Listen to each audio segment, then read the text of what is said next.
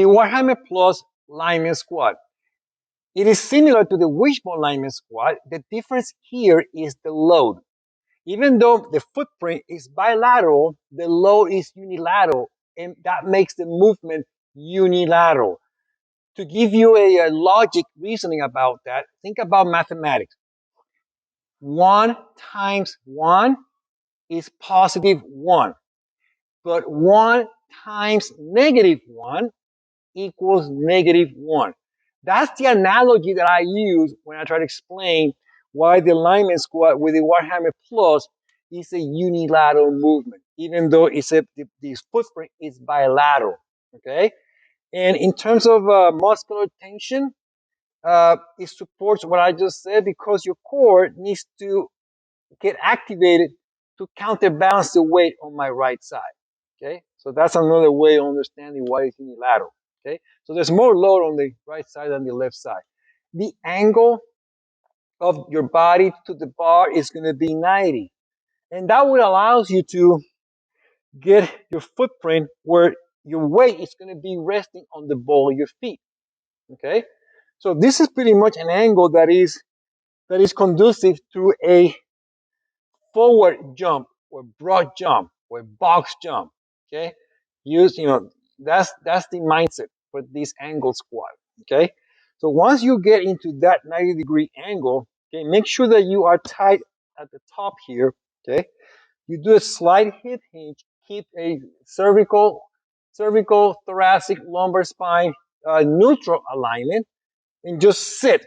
Okay, just sit. Flex. I mean, flex the knee. Another way of saying it. Okay, so again, all the way down again. See, it's so natural. Okay, of a pattern that is almost you feel like it's lubricating your joint.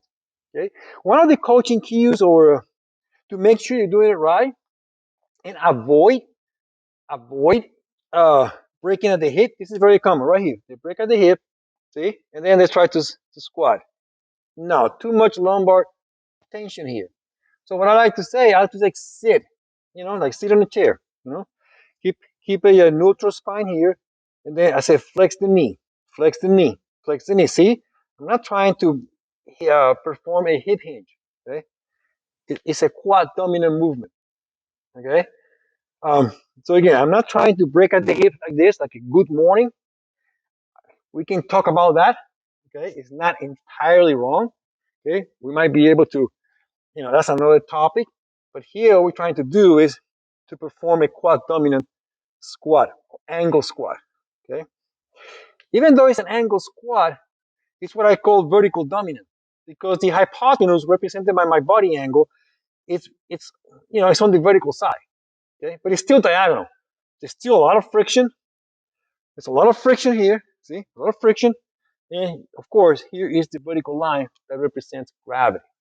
Okay, so this is a perfect squat variation that should be incorporated in lower body squat exercises or lower body exercises to make sure that you leverage the vertical gravity based force lines with more of a diagonal force line to balance your lower body strength.